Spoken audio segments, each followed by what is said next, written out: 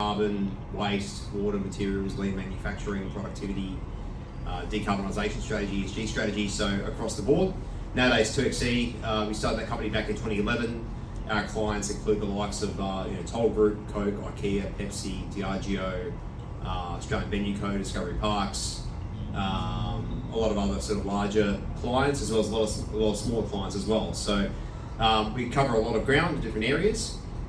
In the last couple of years, started with the task force on climate-related financial disclosures, which sort of came in 2017 out of New York, and a lot of companies internationally were adopting them.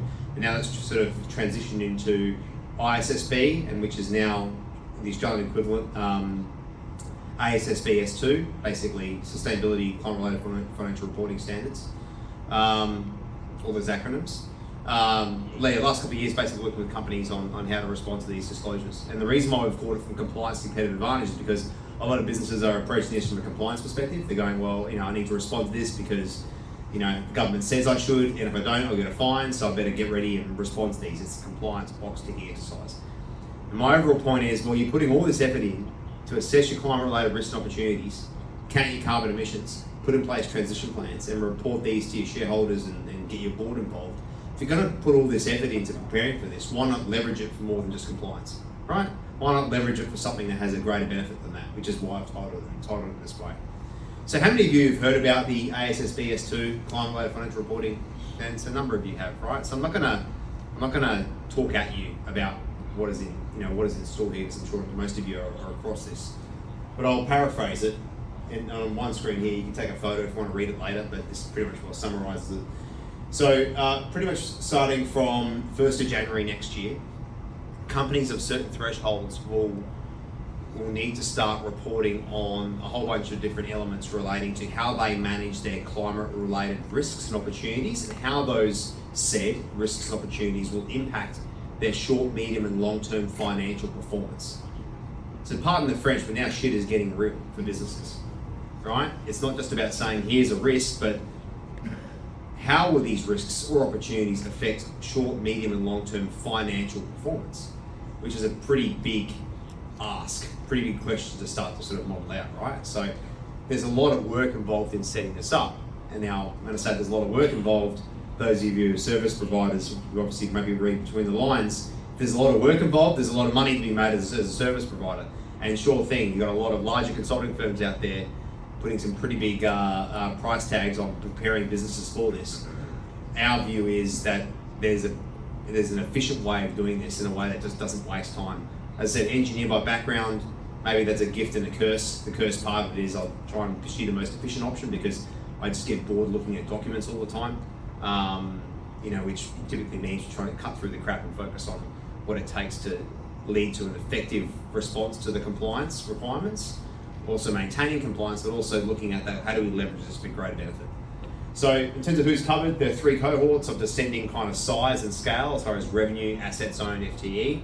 I won't go into the detail of that. In terms of what disclosures will be required, a whole bunch of different stuff, everything, as I said, from disclosing any transition plan if you've got it, but primarily disclosing your greenhouse gas emissions, including scope 1 and scope 2 to begin with, and scope 3, and the NADA guys are here today to elaborate a bit further on that, mate, so I'll let you cover that ground, which is a pretty hairy conversation to have.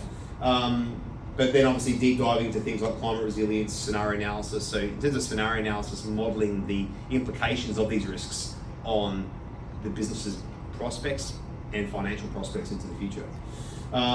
Where these disclosures will be located, basically it's going to form almost like they call it the fourth report. Kind of reminds me of that kind of may the fourth be with you kind of analogy we often talk about as a bunch of geese in the room. But basically it's going to form, if you think of a company, a public listed company has to disclose their financial report, auditor's report, director's report, 3 reports you have to disclose.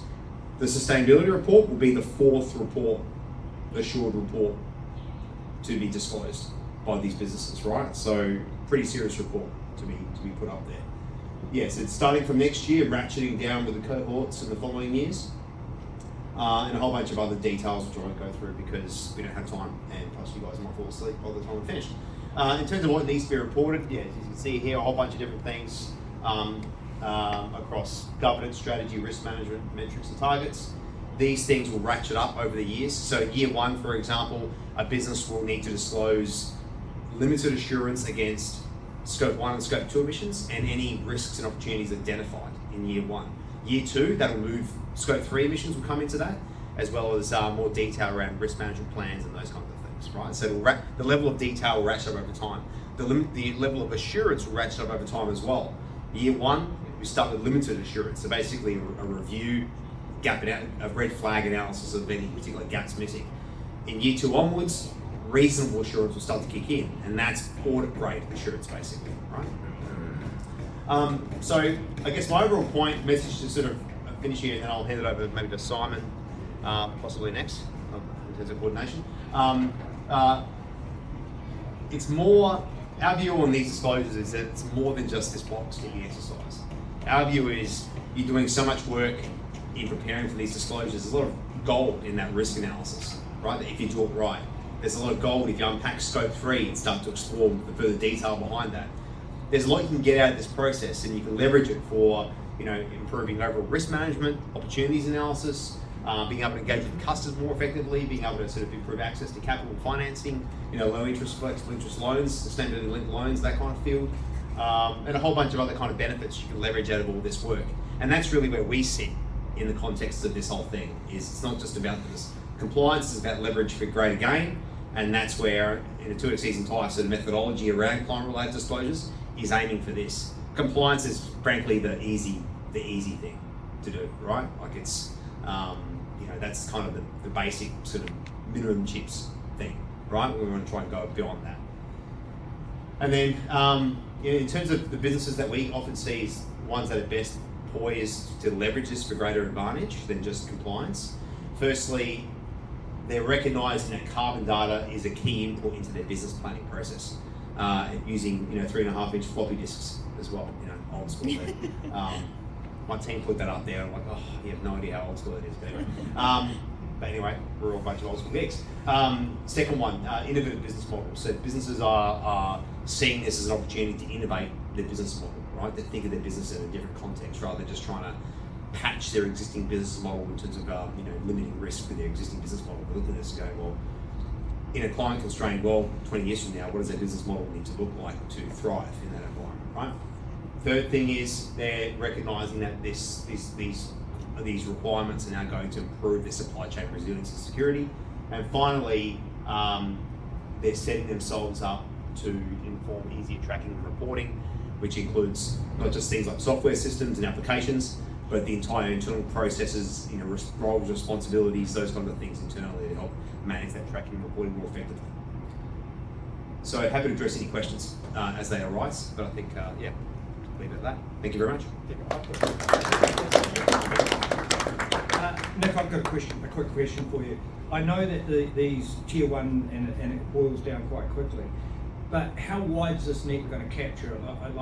I've said, it's like GST. Once one person in the chain starts to pay it, everybody does. Yeah. So if you're supplying companies that are tier 1 companies, how far and how fast do you think this is coming down to small, medium enterprise? Depends on the value chain, but pretty rapidly. I mean, especially when it comes to accounting for greenhouse gas emissions. If you're supplying Coles and Woolies, if you're a small food manufacturer, you're gonna, if you're not getting questions now, you will get them very soon around what are your greenhouse gas emissions, because Coles and Woolies are tracking that as part of these disclosures. Even before these disclosures, Coles and Woolies had targets in place for 70% of their supply chain to have science-based targets by 2027, something like that. So depending on what supply chain you're in, a lot of that's kind of flowing through. I mean, if you're supplying to BHP, I know they've got similar plans as well, right? So irrespective of whether if you're not in any of these groups, if you're more than 50 million a year in revenue, you will still get caught up for the most part, but then you kind of got business that are like, I'm not going to do a thing until, I've been told to. And it's like, well, then you don't really get the picture of what this actually means. But then again, if that's, I guess, the unintended consequence of putting in place regulations is, great, you can get everyone moving in the right direction, but then everyone gravitates towards compliance because people inherently don't like being told what to do. So when you go, you have to do this, people are like, look on it, like I've got 3 kids, so I'm channeling my parent here, and then it goes, no, you know what I mean? So I think that's the unintended consequence of having this in place. Yeah. No, Oh, Nick, don't sit down. I got a question. Cool. Thanks. What does 2XE do? Like, what are your solutions? What are Yeah, your good question. services? We don't really know half the time. Yeah. Tell me, what do you do? So, in conjunction with this, what do you do? so we have there's basically three key things we do. One is around the consulting services. So we offer a combination of strategy and engineering consulting services. So we develop the decarbonisation strategy, respond to the disclosures, count the footprints, do risk assessments. But we look at it from the point of view as if the laws of physics mattered, because we're engineers by background. So we're like, if we're going to develop a decarbonisation strategy for toll globally, right? How do we do it in a way that it sticks? All the technologies we're talking about, how real are they? How close are they? How deployable are they? We analyse the crap out of all those things, because that's just but we build all that level of detail up into the strategy, so that when we deliver a strategy, it's investment grade. That's kind of the level at strategy level, and then we back it up with the engineering services. So we've got strategy meets engineering. And engineering is getting involved into the detailed feasibility studies across renewable energy, battery storage, process optimization for yogurt manufacturer, or heat, transfer opportunities, those kinds of things. So we get to nitty gritty of, we basically, since 2011 worked with about 1,000 companies, most industry sectors. So we've got a pretty extensive library of possibilities and rules of thumb and things like that, and we deploy that level of IP into the work we do. Yeah. That's the first category of offering. The second one is training, because we just get asked to do a lot of training. We've developed Australia's first net zero accelerator program, New South Wales government, that's now being rolled out nationally. The third thing we do is managed services. We have certain clients who have us on board in long term. So think of businesses like Blackmores. We've been working with them since 2017, and we do a whole bunch of things for them.